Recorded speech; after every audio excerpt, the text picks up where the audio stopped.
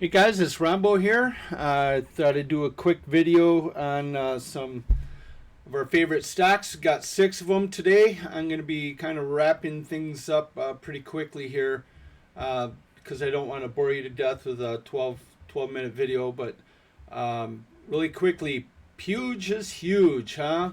Wow. Very, very disappointing for me today.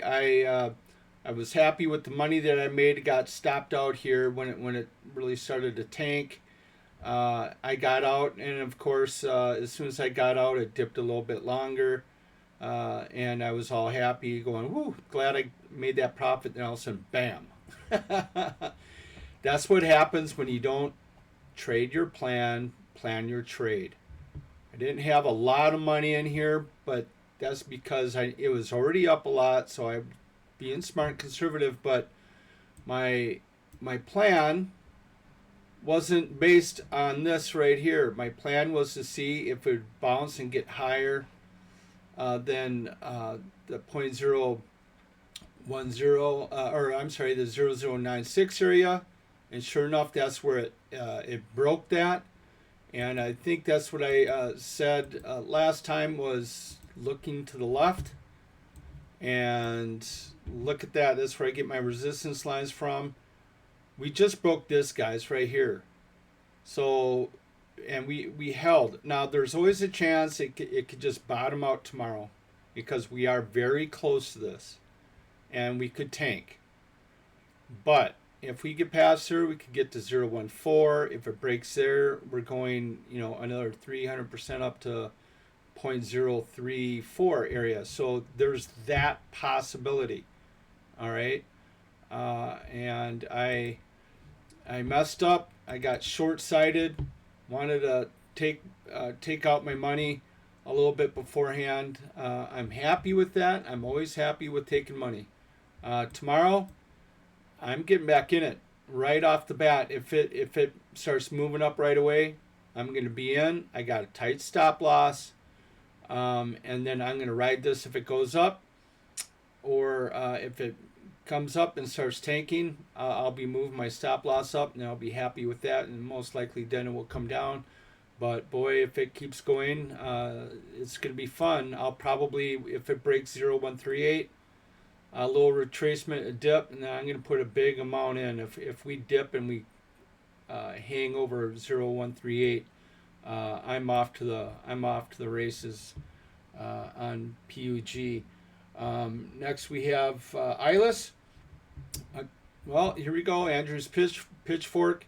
The tails dip down again, and remember I was telling you I want to see bodies down here, not tails. That's where we're getting at right now, guys. So it's looking really, really nice.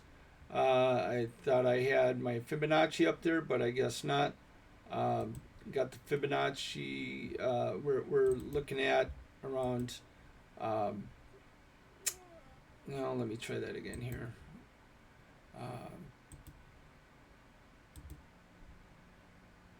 Again, we have the 50 fib at 0.2603. Where if we do hit that, that means we will be breaking below that Andrews pitchfork, and that's something that we don't want, and that might be a sign of an actual trend change. It'd be nice maybe tomorrow if we have another dip right here, and then we turn back blue. That'd be really nice. So tomorrow should be a kind of a do or die day with ILIS. Very, very similar to Fern, which we'll get to in a second. SYBIL, I told you guys, what comes up will come down, and it's usually just as dramatic. We did finish funny. Look at that, right on Andrew's pitchfork. They want to keep you guessing until the next day. Some people, man, look how low we are. We're right on the pitchfork. So you buy, assuming it's going to come up, and then boom, it tanks. Or you're like, well, I'm gonna wait, till tomorrow, be conservative, and then it bounces up. And then you're like, gosh dang it, I'm going to get in, and then it comes down and tanks. Wait for it to come up. Hey, blue day. Okay, now prove it to me. Make the stocks prove it to you. Then the next day starts blue, get in. Most likely you're on your way up. So that's what we have with SYBIL. Again, guys, right now we're on the 1 year daily chart. MJWL making a little presence. I just moved the Andrews pitchfork here. I had it. Come on. I did have it here.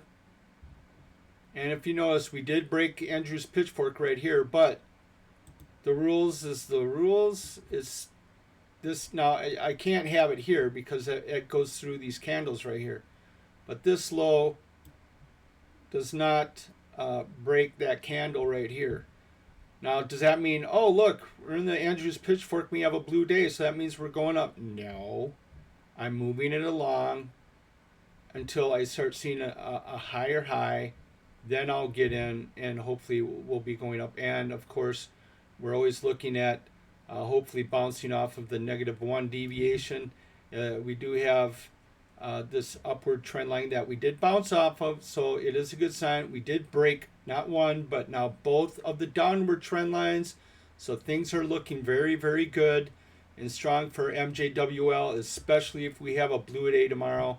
We have a blue day tomorrow. I think we're definitely off and running with MJWL, so that's a really good sign for MJWL.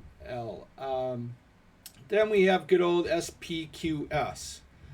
Very difficult to read. Major topping tail, major bottoming tail. So there's a lot of indecision on what people want to do with SPQS.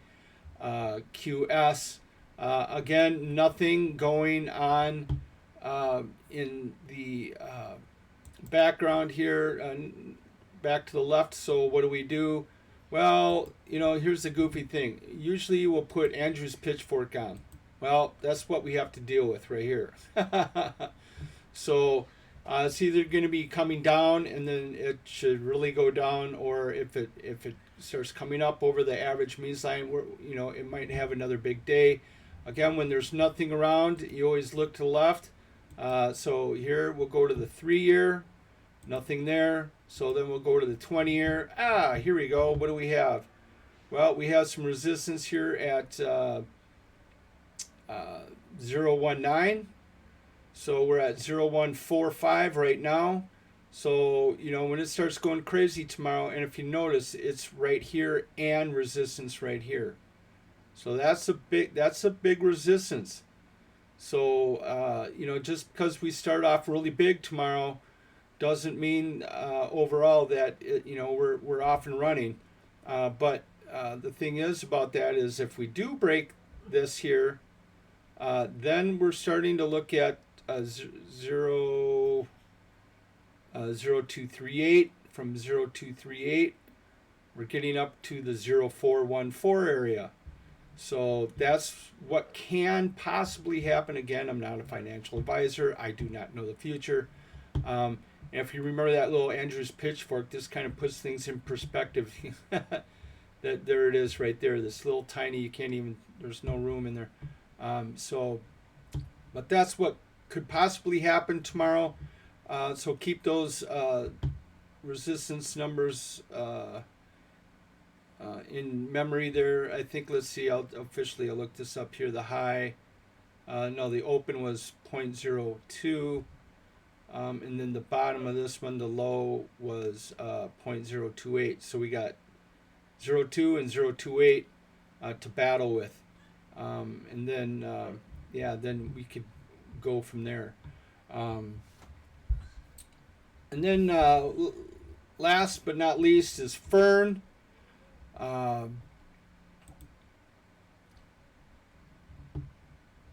Well, it broke Andrew's pitchfork, and it dipped down here. Gave me at least a little bit of a major concern that we were going to have.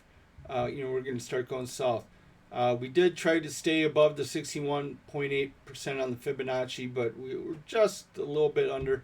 We did bounce off of the +1 deviation here. That could act as maybe some support here. But remember, farther we go down, usually less the bounce that we get, and then we'll end up you know, having something like, here's a big retracement. If we get 50%, we could, continue, move up, something like that. Or if we have a big move up and then we have a really big movement down, like here's 50 fib, here's, the 70, really, forget that. Then we could still have a bounce up, but it's not going to be that high. It's usually around 30 to 50%. And then we have, one of these things where then we, consolidate a little bit on some, other consolidation areas, like right there, God forbid, right there, something like that, right there. And then it will just, bounce around until it decides to start going on an uptrend again. So this is why retracements are really important, the size of it, because once you start getting down that 70% range down here, it's usually a sign that, we're definitely cooling off, and then we'll have to wait for a while till it starts coming up, which is fine with me. Like I was telling you before, these are big stocks, and they're the ones that move like big really right now. Usually those are the ones you want to pay attention to when the actual the OTC market hasn't even warmed up yet, guys. It's still they don't even start getting hot. This isn't hot for OTC stocks. November, December, January is where we really start seeing massive moves on the big OTC stocks. And I'm sure there's some that we haven't even gone over yet that aren't in anybody's purview that we could see major explosions also. But with that said, guys, if you like the videos, please give me a like, subscribe. I'm dealing with more of the indicators, and I'll be working on some more of those indicators videos later. And I've been promising you the deviation setup video. I'll be doing that here pretty soon. Here's I have a cup and handle on this one right here. I'm still messing around with that and checking that out, and look at that. Once that breaks that, boom, goes up. So this is really interesting, and you can scan for these too on any chart: the daily, the minute, the 5 minute. So very interesting. But I ramble. So you guys have a really, really good night. I hope you guys made a ton of money, and we're all happy, and everyone have a drink on yourself tonight, because I can't afford it. And you guys take care, and I'll see you tomorrow. Bye.